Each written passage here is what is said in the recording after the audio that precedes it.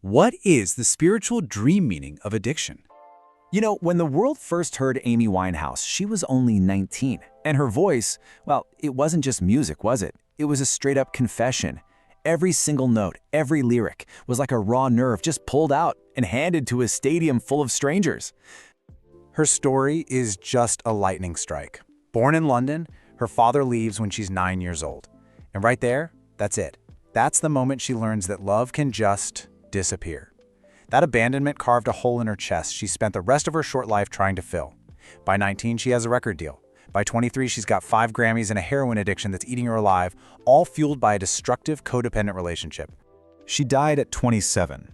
Her blood alcohol level was more than 5 times the legal limit, and she was alone. The tabloids, of course, they called her a train wreck. But that's not what she was. No. She was a woman in profound spiritual agony, just using the only anesthetic she knew how to find. And this leads us to the one question that changes everything. What was her soul trying to scream at her in the language of dreams that she just never got quiet enough to actually hear?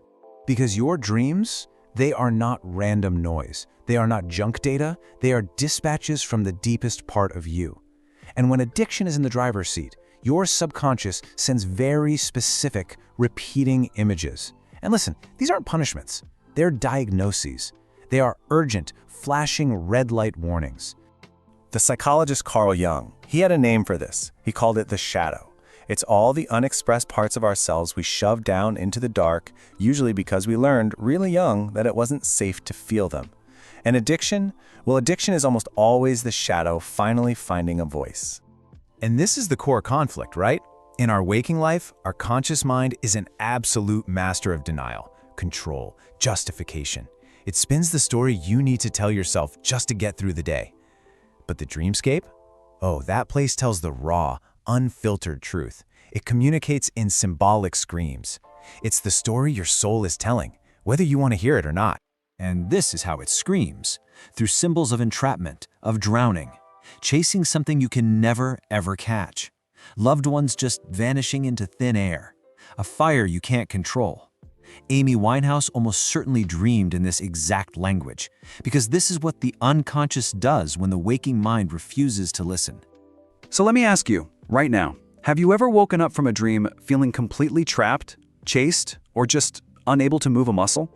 Have you ever dreamed of the water rising, and there's no way out? What about a fire that you just couldn't stop? Come on, these are not just bad dreams, they're invitations. Because here it is. This is the single most important takeaway. Addiction dreams are not actually about the addiction. They are about the need underneath it, the primal need that was never met, the need your 5-year-old self screamed for and never got, the need your teenage self had to bury because it was just too dangerous to show anyone. So to really understand this, we have to look through 2 lenses at the exact same time. First, the spiritual lens. It shows a soul that's disconnected, using addiction as a cheap, counterfeit version of transcendence. And then, the psychological lens shows us the attachment wounds and the distorted thoughts, like I am not enough or love always leaves, that just keep feeding the cycle. Amy's saying, they tried to make me go to rehab, I said no, no, no. The entire world sang along, we bought the album, and she died at 27. She wasn't being defiant, she wasn't joking, she was terrified. And her dreams, if anyone had just listened to them, they might have told us exactly why. Your dreams are talking. Right now, tonight. The only question is whether you are going to listen before the cost becomes irreversible. Part 2. Okay, let's get straight into it. We're not just talking about random dreams here. We're talking about a whole vocabulary, a specific set of messages your subconscious is screaming at you about addiction. And that's the whole point, right? These dreams aren't unique to you. They show up across cultures, across centuries. They are direct messages from the part of you that knows the absolute truth, and it's using this universal symbolic language to get your attention. So, it's time we learn how to translate. Okay, first up, the blaring alarms. Think of these as your soul's most urgent, crystal clear warnings. This is the house is on fire, get out now category of dream. No subtlety here. So picture this. You're dreaming you're locked in a room, or a car, a cell. The walls are literally closing in. You're screaming, but nobody can hear you. Or maybe the water's rising, you're gasping for air, just desperately trying to stay above the surface. That feeling, that panic, that's the point. The message here is just brutally direct. Being trapped, that means your real, authentic self is locked away. Drowning, that means you're trying to use addiction as some flimsy life raft in an ocean of emotion. Look, the dream isn't subtle because the situation itself isn't subtle. So here's the work. You've got to ask yourself this. What if that cage door you think is locked actually isn't? And with the flood, what is the one single emotion you will do absolutely anything to avoid feeling? Seriously, don't just think about it. Get a pen, write it down. All right, the next alarm, fire. You dream of a fire that you just can't stop. It could be your house, a forest, something you love. And it's just consuming everything. And sometimes you know deep down you're the one who started it. This is the part of you literally eating itself alive. But look, the message here isn't just about doom and gloom. That fire, that's your untreated grief, your rage, your shame, and it's become destructive. See, in our collective unconscious, fire is this ancient symbol, an archetype of purification. So this dream, it's a non-negotiable demand for total, radical transformation. So don't wait until everything has turned to ash. This dream is an invitation, a call to action to start planning the rebuild right now. You have to let go of what's burning you up inside and ask, what am I going to build in that new, clear space? Now, the second category of dreams kind of builds on that. We're talking about the endless loops. Dreams about those pointless patterns, the terror of avoidance, and that strange paradox of surrender. It's basically the hamster wheel of your psyche. You know the feeling. You're running towards something, a person, a feeling, whatever, but it's always just out of reach. Or you're lost in these endless, dark corridors. Every single door just leads to another damn hallway. It's the physical sensation of total futility. So the chase, that's the addict's bargain, isn't it?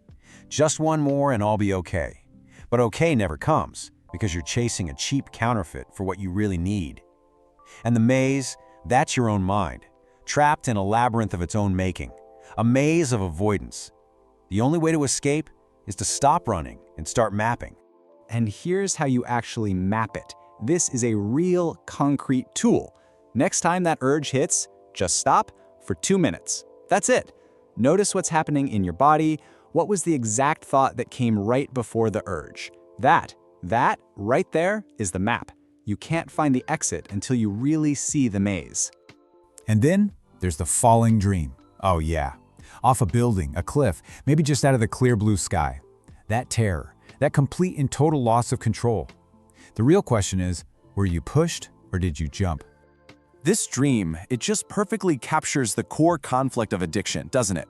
I want to stop, but I'm absolutely terrified of stopping. The fall is both the fear and the secret wish. But listen, not all falling is a loss. Sometimes it's the surrender you need for real transformation. Your fear of falling, it's a memory of past falls, not a prophecy of what's to come. Okay, now we're getting into dreams about the slow, quiet theft of your identity. This is all about what gets lost along the way. Your power, your voice, your actual self. There are 3 really powerful images here, and I bet you'll recognize them instantly. Dreaming your teeth are falling out, dreaming you're being followed by this dark shadow, or dreaming of a house that you know, but it's completely empty inside. Let's break this down, real fast. Lost teeth? Simple. Your power and your voice have been stolen. The shadow? That's your unfaced shame, and guess what? You can't outrun it because it's part of you. And the empty house? Well, that house is you. Your inner world is still there, it's just been totally neglected. See, this isn't just about analyzing dreams, it's about action. So this one question wraps up all 3 of those dreams. How are you going to reclaim your voice, finally turn around and face that shadow, and return home to yourself? And finally, we get to the dreams about inheritance and identity. This is where the ultimate confrontation happens. You dream of someone who's passed away. They're not there to haunt you, okay? They're not some spooky ghost. They are trying to tell you something. Or sometimes they just look at you with this incredible sadness, or maybe even love. This is all about inheritance. What emotional wound, what pattern of silence or pain did you inherit? Because addiction, It often travels through family lines, doesn't it? This dream is your invitation to be the one who finally says, the pattern stops here, it ends with me. And for a bonus, there's the mirror dream, and this one might be the most chilling of all. You look in a mirror, and the face staring back at you isn't yours. It's distorted, it's hollow, it's aged. It's someone you just do not recognize. What you're seeing is a direct confrontation. It's the self the addiction created versus the self who still remembers who you really are. And let me be clear, this dream is not shaming you. It's a status report. It is just giving you objective information. It's saying, look, just look at what this is doing. And all of this brings us to one final, crucial question. I want you to find a photo of yourself from before all this started. Look at her. That person is still in there. She is the one sending you these messages, these images, these warnings. She is asking for your help. So the only real question left is, are you going to answer her? Part 3. Okay, so maybe you've done the work. You get it. You understand the dream, the pattern, the problem. But now what? Now it's time to actually do something. Because you know what? Insight without action is just a prettier form of avoidance. This part is all about what you do. I want you to find the one practice here that grabs you, the one that makes you go, yeah, that's me. And I want you to start tonight. All right, first step, application number 1, the dream log. You know who this is for? This is for you if you're the kind of woman who needs to see it to believe it. The one who needs cold, hard, physical evidence before you can really trust what your gut's been screaming at you. So here's the deal. The practice is simple, but it's totally non-negotiable. You've got to get a physical journal, not your phone, a real journal. And the second you wake up, before you touch your phone, before you say a single word, you write down every single scrap of the dream you can remember. And then you draw the central image. And listen, I don't care if you can't draw. In fact, it's probably better if you can't. The whole point is to rip that symbol out of your head and get it down on paper. This is not therapy, okay? This is evidence gathering. Just think about someone like Amy Winehouse. She spent her entire career singing about her pain, right? She was a poet of her own suffering. But she never managed to get underneath that pain to find the real need. The dream log, that is how you find the need. It's how you start. And you're going to start tomorrow morning. Not next week, not when you feel ready, tomorrow. Okay, on to application 2, the 90-second emotion practice. This is for the woman who uses literally anything to numb out. Food, scrolling on your phone, shopping, work, booze, whatever it is. If you're convinced you just can't handle your own feelings, listen up, this is for you. Okay, here's what you do. The next time that urge hits, that craving, that impulse, I want you to stop and set a timer on your phone for 90 seconds. That is it, a minute and a half. And you're going to sit down, close your eyes, and just feel the physical sensation of it in your body. Don't put a name to it, don't try to justify it, and for God's sake, don't try to fix it. Just feel the heat or the tightness in your chest or the weight of it, whatever it is. Just feel it until that timer dings. That's the whole practice. And here's the wild part, the science behind it. Neurologically, the biochemical rush of any emotion, it actually peaks and completely dissolves in just about 90 seconds. So anything that lasts longer than that, that's not the feeling anymore. That's the story you're telling yourself about the feeling. Think about that. The addiction isn't really to the feeling itself, it's to the story. The very thing you've been running from your entire life, it only lasts a minute and a half. All right, application number 3. This is for the woman who is carrying a deep, heavy, old shame. You know what I'm talking about. Something you have never, ever said out loud to another soul. It's time to meet your shadow. Here's what you're going to do. You're going to write a letter. But you are never, ever going to send it.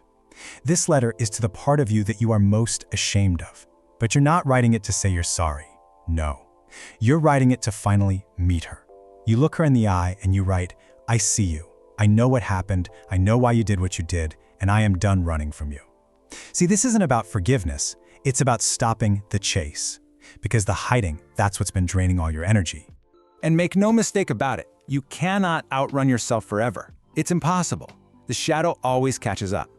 So the only choice you really have is how you're going to meet it. Are you going to do it in the privacy of a letter you write to yourself? Or are you going to wait for a full-blown public crisis that the whole world gets to witness? Seriously, the choice is yours. Okay, this next one. This is for the creative woman.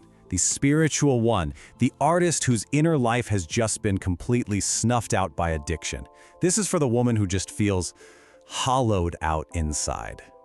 So, I want you to think about one creative or spiritual thing that you just let go of. Was it painting, singing, dancing, prayer, writing, anything that once made you feel actually alive? And I want you to commit to just 15 minutes of it. That's it. 15 minutes, 3 times this week. And listen, this has nothing to do with being good at it. This is about one thing and one thing only, remembering what it feels like to actually live inside your own life again. Because here's the absolute core of it, right? Addiction fills a void. You can't just rip out the addiction and leave this giant gaping hole. It doesn't work. You have to replace it with something real, something that actually feeds your soul. And that void you feel, it's not some abstract thing. It has a very specific shape. It is the exact shape of the creative or spiritual life you abandoned. Application 5. Now this one is for the woman who has this nagging feeling that her addiction is older than her, like it's a wound that's been passed down through generations. If that's you, it's time to map the pattern. Okay, you're going to draw a really simple family tree, just you, your parents, and your grandparents. And for every single person on that map, you're going to write down their main coping mechanism, just one word. What was it? Alcohol, rage, silence, control, working all the time, food? Now, trace the lines, see the pattern. I promise you, seeing it all laid out on paper like that, it changes everything. Suddenly you realize this isn't some personal failure, it's an inherited pattern. And guess what? You get to be the generation where it stops. Now, let's be clear. This is not about blame. It's not. It's about clarity. Your parents were just carrying it too. But here's the hard truth. If you don't name this pattern, you are absolutely going to pass it on. So you're at a crossroads. You have a choice. Map it, name it, stop it.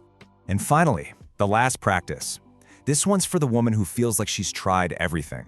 The one who keeps relapsing and is just convinced there's something deeply wrong with her character. It's time to find the real hunger.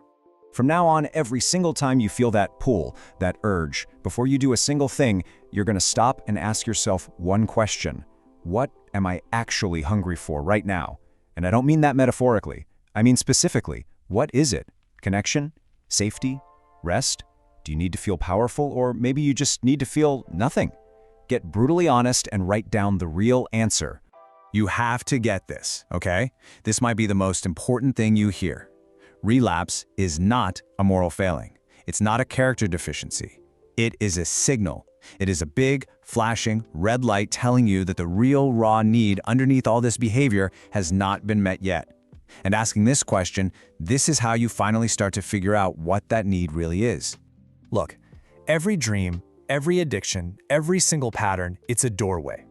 And every one of these practices we just talked about, it's a key. The story is not over, far from it. Your dream isn't your doom, it's your diagnosis. And you know what a diagnosis is? It's always, always the beginning of the possibility of healing. Now, go listen.